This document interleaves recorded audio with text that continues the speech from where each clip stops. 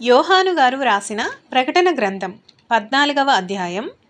మరియు నేను చూడగా, ఇదిగో, ఆ గొర్రెపిల్ల సీయోను పర్వతము మీద నిలువబడి ఉండెను.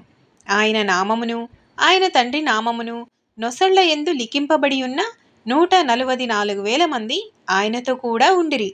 మరియు విస్తారమైన జలముల ధ్వనితోనూ గొప్ప ఉరుము ధ్వనితోనూ సమానమైన ఒక శబ్దము పరలోకములో నుండి రాగా వింటిని. నేను వినిన ఆ శబ్దము వీణెలు వాయించుచున్న వైణికుల నాదమును పోలినది.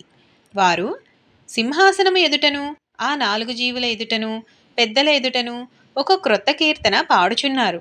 భూలోకములో నుండి కొనబడిన ఆ 144,000 మంది తప్ప మరి ఎవరునూ ఆ కీర్తన నేర్చుకొనజాలరు. వీరు స్త్రీ సాంగత్యమున అపవిత్రులు కానివారును స్త్రీ సాంగత్యము ఎరుగని వారినై ఉండి, గొర్రెపిల్ల ఎక్కడికి పోవునో అక్కడికెల్లా ఆయనను వెంబడింతురు. వీరు దేవుని కొరకును గొర్రెపిల్ల కొరకును ప్రథమ ఫలముగా ఉండుటకై మనుషులలో నుండి కొనబడిన వారు. వీరి నోట ఏ అబద్ధమును కనబడలేదు. వీరు అనింద్యులు. అప్పుడు మరి ఒక దూతను చూచితిని. అతడు భూనివాసులకు అనగా ప్రతి జనమునకును ప్రతి వంశమునకును ఆయా భాషలు మాట్లాడు వారికిని ప్రతి ప్రజకును ప్రకటించునట్లు నిత్య సువార్త తీసుకొని ఆకాశ మధ్యమున ఎగురుచుండెను. అతడు, మీరు దేవునికి భయపడి ఆయనను మహిమపరచుడి.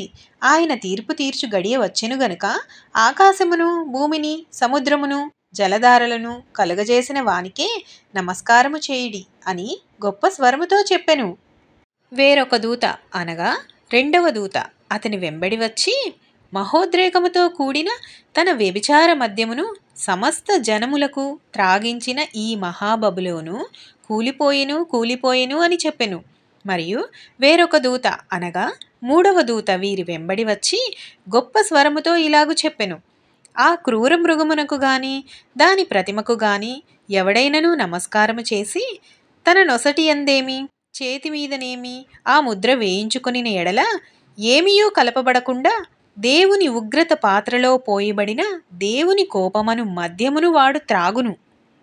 పరిశుద్ధ దూతల ఎదుటను గొర్రెపిల్ల ఎదుటను అగ్ని గంధకముల చేత వాడు బాధింపబడును. వారి బాధ సంబంధమైన పొగ యుగయుగములు లేచును. ఆ క్రూర మృగమునకు గాని దాని ప్రతిమకు గాని నమస్కారము చేయువారును దాని పేరుగల ముద్ర ఎవడైనను వేయించుకొనిన ఎడల వాడును రాత్రింబగళ్ళు నెమ్మది లేని వారై ఉందురు. దేవుని ఆజ్ఞలను యేసును గూర్చిన విశ్వాసమును గైకొనుచున్న పరిశుద్ధుల ఓర్పు ఇందులో కనపడును.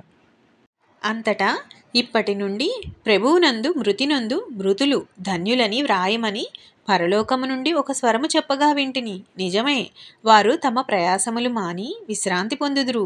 వారి క్రియలు వారి వెంట పోవునని ఆత్మ చెప్పుచున్నాడు.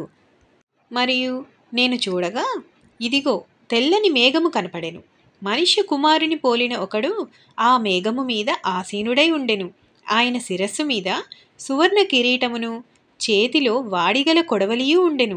అప్పుడు మరి ఒక దూత దేవాలయములో నుండి వెడలి వచ్చి, భూమి పైరు పండి ఉన్నది, కోతకాలము వచ్చినది, నీ కొడవలి పెట్టి కోయుమని గొప్ప స్వరముతో ఆ మేఘము మీద ఆసీనుడై ఉన్నవానితో చెప్పెను.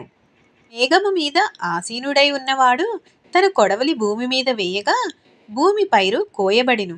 ఇంకొక దూత పరలోకమునందున్న ఆలయములో నుండి వెడలి వచ్చెను. ఇతని యొద్దను వాడిగల కొడవలి ఉండెను. మరి ఒక దూత బలిపీఠము నుండి వెడలి వచ్చెను. ఇతడు అగ్ని మీద అధికారము నొందినవాడు. ఇతడు వాడి అయిన కొడవలి గల వానిని గొప్ప స్వరముతో పిలిచి, భూమి మీద ఉన్న ద్రాక్ష పండ్లు పరిపక్వమైనవి.